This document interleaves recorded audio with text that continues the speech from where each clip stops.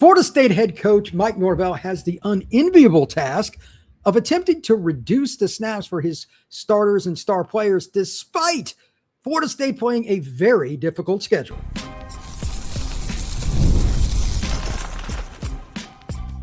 You are Locked On Seminoles, your daily podcast on the Florida State Seminoles. Part of the Locked On Podcast Network, your team every day. Welcome back into Locked On Seminoles. I am your host, Brian Smith. Today, we're going to talk about one subject all the way from front to back.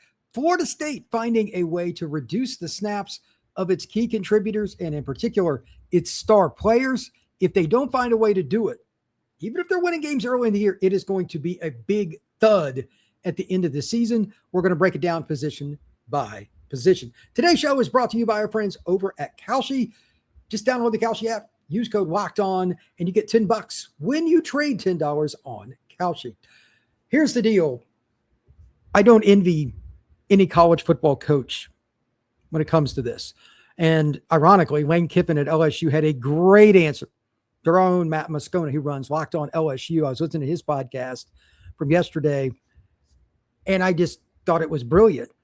He asked a big box question from Kiffin. Hey, how do you know that you've improved and stuff? What do you have to do? And Kiffin pulled out a small slither. He talked about how the SEC, they have a 9-game slate and all this, and they play an out-of-conference game. They play Clemson this year to start the year, in case you didn't know. But you can't play your starters all the way through and then have the objective of going into the playoff, et cetera, blah, blah, blah, with all these reps and do something in the playoff. You have to find a way to win those games and pull your starters back. Well, that's an oxymoron. But it's also the same task for every team.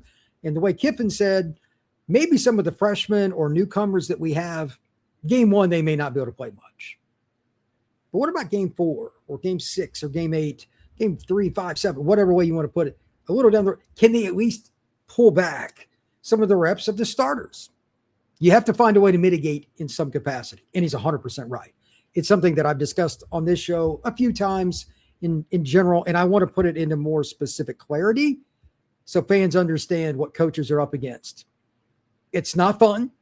They don't want to do it, but they know at the back end of the schedule, especially the one Florida State's playing this year, if you do not, thud, you're going to hit a wall. Again, as I've said many times here, think about if you were a Florida State student at one point, or if you live in the greater Tallahassee area, just think of what it's like at any point in the day, heat-wise, going just through practice. I'm not talking about an actual game where your emotions are higher.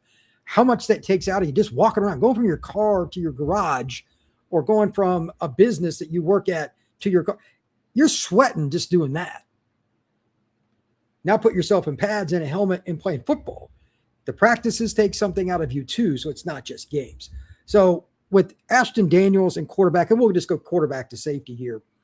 Normally, people wouldn't talk about quarterback in this light. But I need to.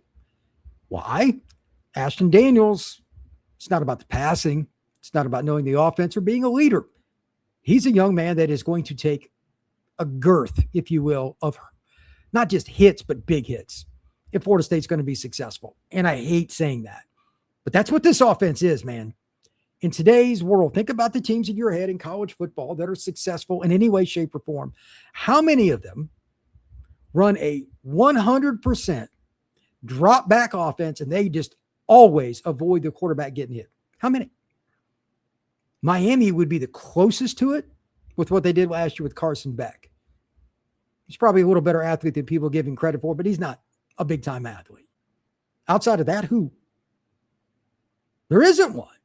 Arch over at Texas, even CJ Carr at Notre Dame. In the first game he started last year, ran for a touchdown against Miami. Everybody runs their quarterback at least a little bit. Julian Sand, I guess, kind of close. He's not the most mobile guy, but he can move. Everybody runs their quarterback, and Florida State runs it a lot. So for this, I just want to put a little asterisk by it. And I talked about this multiple times in the last week on other pods here at Locked On Seminoles. Go check them out. In regards to Malachi Marshall, at some point, a backup quarterback is going to have to do something. And I know they have an anointed Malachi, the backup, but I think he's going to play over 100 snaps, maybe even 300 snaps. Could be 400, because at some point, Ashton Daniels is going to be out of the lineup. whether he's just playing poorly or he gets beat up because he's going to run the football. He's 225 pounds. He's a big dude, and he likes to do it. But football is barbaric. It is inevitable that Ashton Daniels is going to come out of the lineup, barring something very unforeseen. Don't look at all the teams across college football. Everybody gets banged up at quarterback now. What you really need is just straight up pot luck if you're going to make the playoff and do anything, that they get beat up before a game where it's a team that's just not very good. That's just true. The number one factor for teams making the playoff, by the way, is flat out luck. That sucks, but welcome to college football. If you're going to run your quarterback, and Florida State certainly will. I think it's going to be Malachi Marshall. Maybe it's somebody else, but in my take, 300 snaps is about the minimum I think he's going to play this year, just looking at the averages. Now we move to running back, and for all of you, myself included, that were bewildered by the rotation at running back last year, I'm going to help you a little bit understand how weird this was. No matter who you looked at, everybody knows this, they didn't have any rhythm. And just kind of looking at the numbers, like Kromah last year, who was their most gifted guy, I know he's a true freshman, only had 159 snaps. In the first 4 games, so a 30-year season, he played 49. Just about 28%, something like that, just under 30. And then he progressively got better, knew the playbook, and they inserted him more in certain situations, although not as much as I would like. How many reps do you think your bell cow running back will get who's a future NFL player? This is a tough one, especially with Wisner being banged up, and we've discussed that here as well. It's all over. He missed the first 2 scrimmages. That's unfortunate, but it's still true. How do we think that's going to go?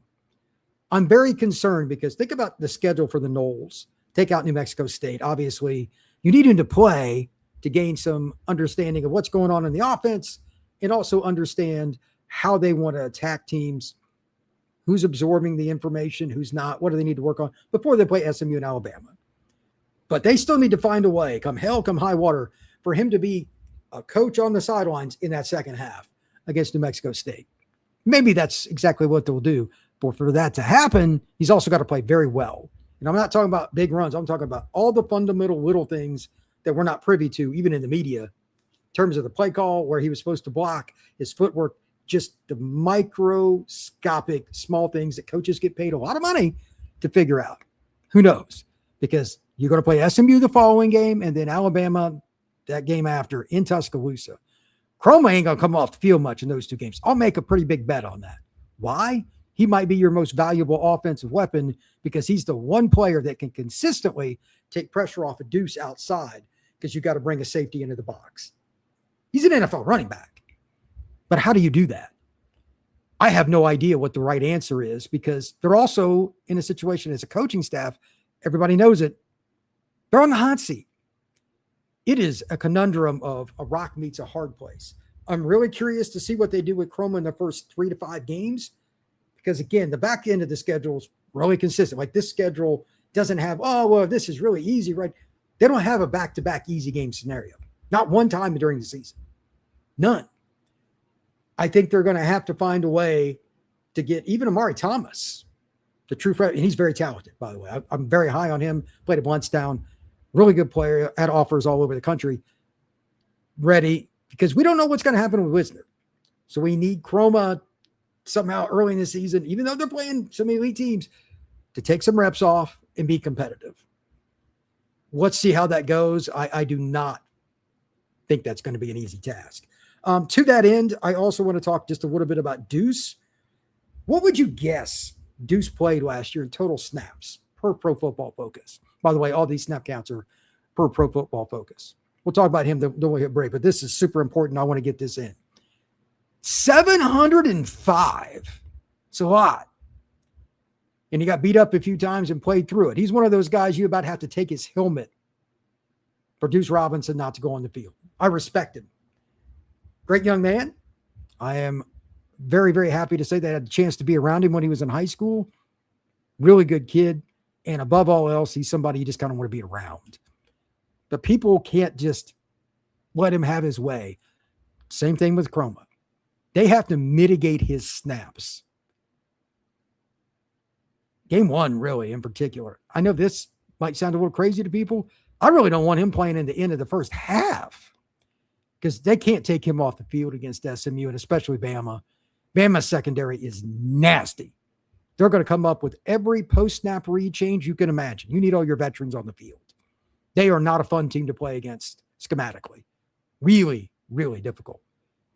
He's got to play pretty much every offensive snap against Bama that he can outside of running a go ball route. It's incomplete. He comes off the field for a play. And that keyword, one.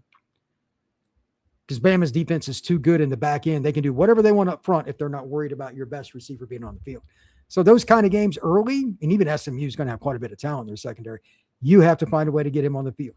I'd like to see him play at most 600 snaps this next season, and they can mitigate that how they want because they're actually pretty talented. Tayshawn Gelsey, Devin Carter, obviously Jason Lopez. And remember, there's been hints about this. You can see it coming. Duce Robinson's going to play multiple positions. What do I mean by that? He's a receiver, Brian. What are you talking about? There's boundary receiver, there's slot receiver, and then there's to the field or flanker, as I like to call it. There's X. Everybody has different names, X and Y and all that stuff. But he plays the boundary. It's the hardest. You're always on the line of scrimmage. He played like 70-some slot snaps last year. I expect that to go up. And I also expect him to play out wide because they're going to try to play, where's Waldo? For those of you older, you'll know what I mean by that. And try to hide him. But even then, teams are going to gear their defenses towards him. So his snaps may not be as productive per rep. So you've got to maximize when he's in the game, take some snaps off, and for the love of mankind, he cannot get banged up and just get run down. The back end of the schedule, if Florida State's best deep threat is taken out of the game more or flat out of the lineup, how well do you think it's going to go for Florida State this year? Not well. I'm going to dive in a little bit more to the receiver, how they help Duce right after this here on Locked On Seminoles. Today's show is brought to you by our friends over at Game Time. There are no more live events that you can't go to. I mean, you can get to anything anymore, but it's not a matter of whether you want to go to a concert, a game, or anything else. You just have to figure out how you're going to get the ticket to attend that event. And it's actually getting the tickets. It can be a problem because of all the checkout processes. And in particular, the price from the front to the back of the process is not always the same. And that's why so many people are turning to Game Time, just like me, somebody who has used Game Time not once, but 2 times in the last year, because getting tickets from Game Time avoids all the hassles. I got in and out less than 8 minutes both times, bought tickets to basketball games that I went to, really enjoyed it. They send a ticket directly to your phone, and you can even see your seat view right there on your phone with Game Time. It's pretty simple, to be honest. Take the guesswork out of buying tickets with Game Time. Download the Game Time app, create an account, and use code LOCKEDON for $20 off your first purchase. Terms apply. Again, create an account and redeem code LOCKEDON for $20 off. Download the Game Time app today. All right, let's discuss how do you reduce the snaps for arguably the most important receiver to a team, even more than Malachi Toney to Miami, because of what he does all around for your offense. Well, number one, you're a little bit lucky here. Not only is Jason Lopez a good player, he's pretty savvy, and he's picking up the offense. I think they're going to be able to use him in a multitude of ways. Wouldn't be surprised by the end of the year if he's playing not just slot, where he's most often going to play, if he played some out wide. And they could also use some different formations with 2 tight ends. They have some players like Chase Lofton. He's an extension of a receiver, and he kind of played receiver last year. Those are a couple of ways. And then just in general, here's the other thing. They're going to use 2 running backs at some point. Let's hope Wisner is healthy to help with that. 2 running backs in the backfield. You take Duce out. Maybe you even go 22 personnel.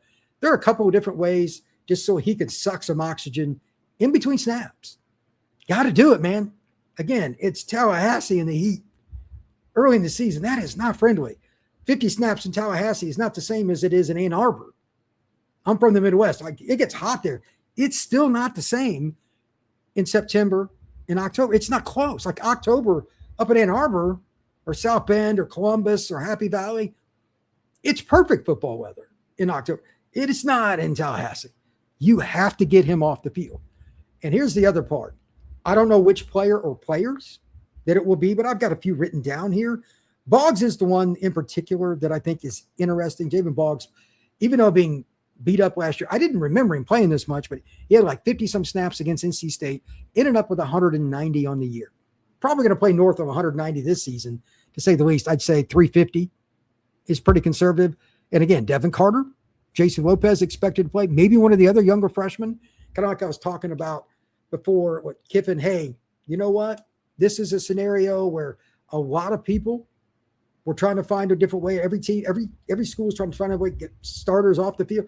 Kiffin talked about getting freshmen, even if it's not now, like game 5, game 7, game 9, can they play 10 snaps to help you mitigate? Some of these other young guys, they got a really good freshman class. Maybe they do as well. And then the last part here, I know I talked about this a little bit at running back. Amari Thomas is just a really good athlete. He could be a part of the 22 package or the 21 person, 2 running backs, 1 tight end. That's fine. And he could also possibly play in the slot. You have to take guys out of the lineup and rotate them. So Mekhi Danzy doesn't always play. Jason Lopez doesn't. Everybody is rotating. And I think they have enough skill talent to do it. But Duce is still at the forefront of that. And if you don't, I don't think games 7 through 12 will remotely go how they should in terms of his production because he's going to be wore down. You've got to take snaps off of Duce above anybody else, probably in the offense, because he changes what happens with that safety coming down and stopping Florida State's run game. And we all know that they want to pound people with Kromah. I would too. He's a hell of a player. Tight end, I think this is pretty straightforward. I'll be very, very basic with this. Landon Thomas, Desir Riles, Chase Lofton. They've got a few other guys that, younger players, they're talented at tight end.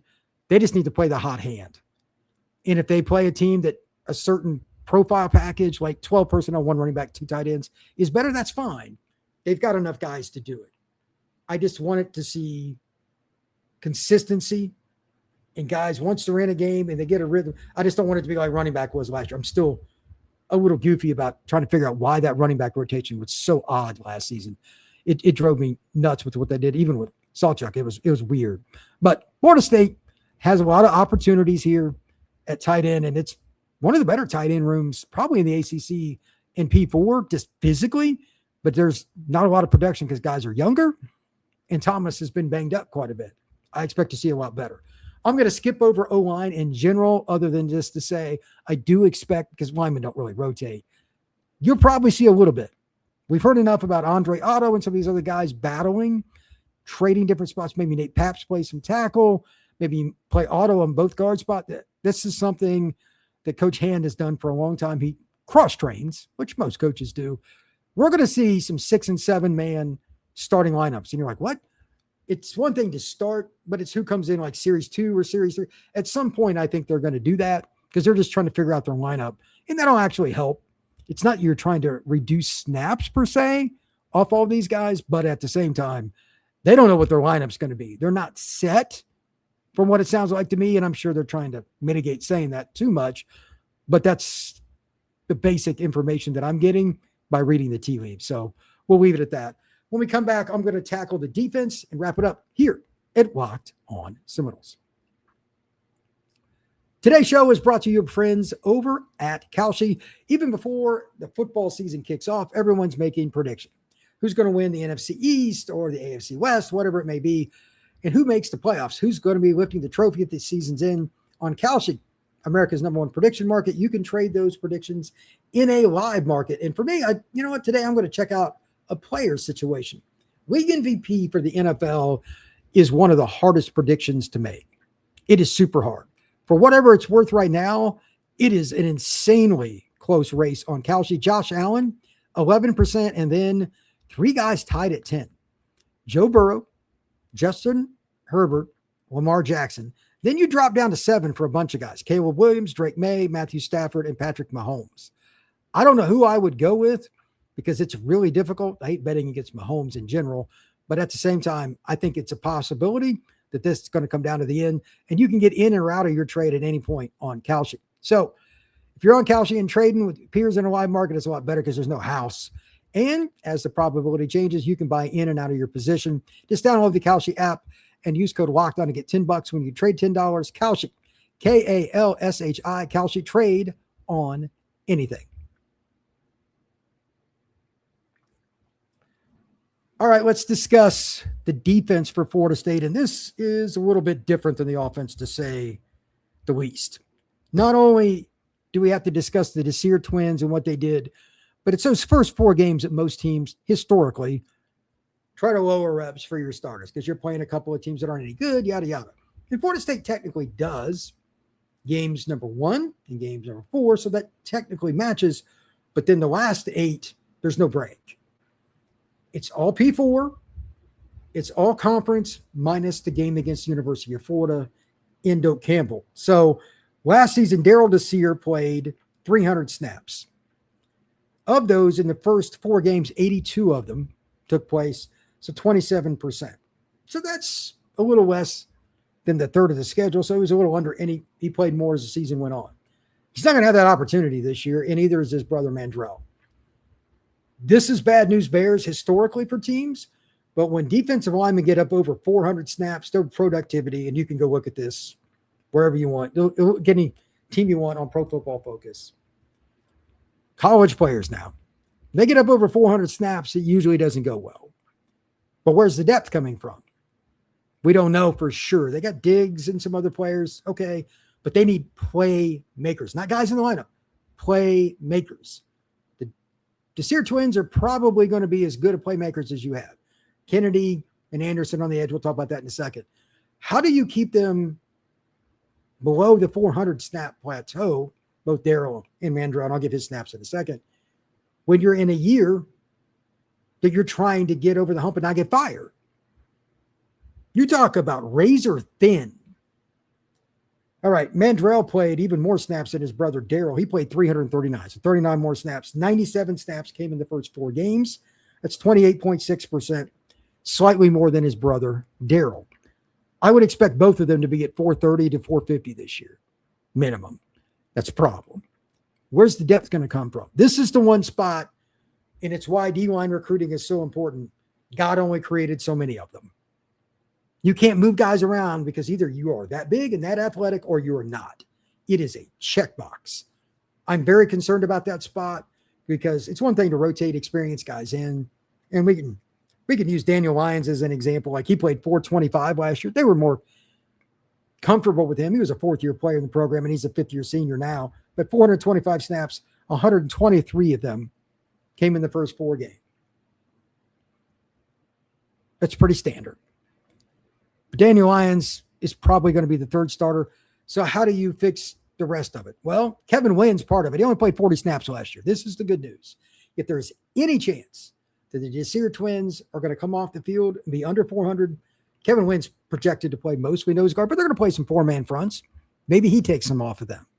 Maybe Diggs does, or maybe somebody else. I don't know how it's going to play itself out. But if they do not find, again, it's not just bodies, quality replacements come in the lineup, games like 9, 10, 11, and 12 for Florida State, they're going to get run all over. They're going to get run all over. And remember, at the end of the year, they've got NC State and they've got Florida, 2 teams. They're going to have some talented players. Like, we know what Florida's running back can do. At 266 against Florida State last year. But FSU is going to play NC State the week before that, probably going to pass it a little more, but that offense is good. You still need the Desir twins to get after the quarterback too. So it's going to be wild. I really don't know how they're going to handle the D-line rotation and take reps off those guys. That's a great question. Linebacker, it's pretty simple. I didn't put a lot of notes here about this, but Jones is the key. He is your Mike. He is the guy that's going to make the play calls. He's the one that's going to make the adjustments. Taking him off the field is hard. Is it possible to do? Sure. Is it likely that it's going to go well when you do it consistently? Probably not. But you still got to do it some. Which guy is it? Is it Bayer? Is it Nicholson? They need an experienced player because, again, it's not what you do. It's how you set up everything in front of you that's so important as the Mike. I'm not sure there's a great answer for that.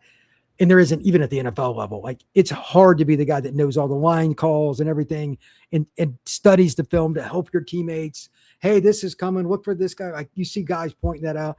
That's not easy. But they would like to probably mitigate his snaps for the same reasons I talked about it with Duce, Mandrell, Daryl, etc. It's just not a very easy task. My bigger concern is figuring out how are they going to rotate just in general, because I still don't know if they are dead set or figuring out who the guy is playing next to Jones. So it's not just snap counts. Who the heck is your main guy in the starting lineup? They may be playing this out in real time. against New Mexico State. Not exactly ideal. I know they're not going to offer that, but it's still true.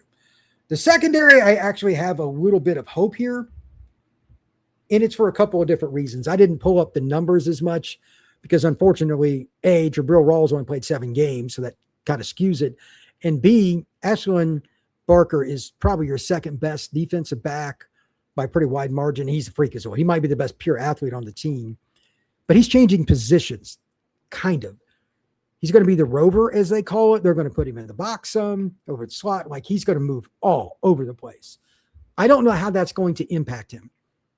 There's no way to know because this is a new role for him. How much more stress is that going to put on him physically, mentally? Difficult to say. Corner is corner. I mean, that's as straightforward as it gets. And Jabril is really good at it. They can't afford to have him coming off the field. I'll talk about the corners in a second. But I'm more curious about safety because while KJ Kirkland started some games last year, it was pretty good. He may not be that guy. Nehemiah and some other players, corner, nickel. I think some of the corners will play some safety and vice versa. Their defense is pretty versatile. We'll see how that goes this year. Mekhi Jones, I'll talk about him here in 1 second. The safety that transfers over from Duke, man, he played a lot early last year. He's a smart dude. They got to find some ways to cross-train guys because same thing. You get to those last 4 games, I'm sure you don't want Barker off the field much, but you better figure out a way to do it while winning games.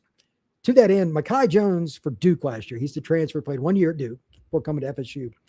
305 snaps in the first 4 games as a true freshman. This is very unusual. He had 54 snaps. Why do I say that's such a weird deal? Like, that's kind of a low period. What do you mean, Brian? Well, it's real simple. If you're the safety, you're the last line of defense. Coaches, rightfully so, are often very concerned about putting a true freshman in at safety because if they mess up, it's touchdown. For him to play 54, and these are defensive snaps. These are not counting special teams. For him to play that many early tells me that he's a guy. And in the last 8, he played 250. Like, he was pretty much playing every defensive snap that he could. He was playing like 80% of their defensive snaps in some games. Good football player. That's good news. My other question, though, is what happens when any injuries happen, whether it's Barker, whether it's Jones, whether it's Kirkland, whoever. I think they've got about 4 guys. They need 6 that they can really rely on because Florida State plays 3 safeties. That's a question mark for me. I don't know how that's going to go. If you don't have enough depth, how do you mitigate reps for Barker or anybody else? Is it even possible? We're going to find out. Corner, I'm a little higher on because Rawls is healthy. That's the key. And secondarily, they've got enough guys, Quindarius or whoever ends up being the other starter. And let's just talk about the young players. They've already talked quite a bit about Chuck Kennan. I don't think he's going to play a bunch early, especially against SMU or Bama. I get it. I'm okay with that. But from that point forward, starting with that Central Arkansas game after Alabama, they need to play Chuck Kennan, even if they don't want to. I know that sounds awkward. They must take reps off of guys, and they got to see what they got in this kid who's a 5-star recruit. Big-time player out of Sarasota Booker, Charles Wester. It's his 3rd year. Same exact thing. Probably even more so because it's his 3rd year. Then you got some other guys. Zay Thomas, 2nd year, big-time recruit out of South Florida. Ricky Knight, big-time recruit out of South Florida. You have to see what these guys can do. But how do you do it if Jabril's the only one that's playing real well? That's the question that I will leave you with. And again, I like with all of these, I don't envy the coaches at all because they're under pressure to win. And if they don't, this staff's getting fired. We all know it. That is a really unique scenario to be in. I think that all those guys are good players and they're trying to coach them up. They're trying to give them chances. But it's razor thin, man. It is really, really razor thin. I wish that I could give you more insight on how that room and the cornerback room is going to go. But I don't even know for sure who the starter is going to be. I just know they got a bunch of talented players that were highly recruited. But if they don't figure out that depth, again, same thing. Just like at every other spot. Games 9, 10, 11, and 12. It's probably going to be difficult. And again, especially that NC State game, CJ Bailey and company coming in, that will not be good for the secondary. Thank you very much for checking out Locked On Seminoles. I appreciate you stopping in, spending some time with me to learn more about the Noles. We will see you again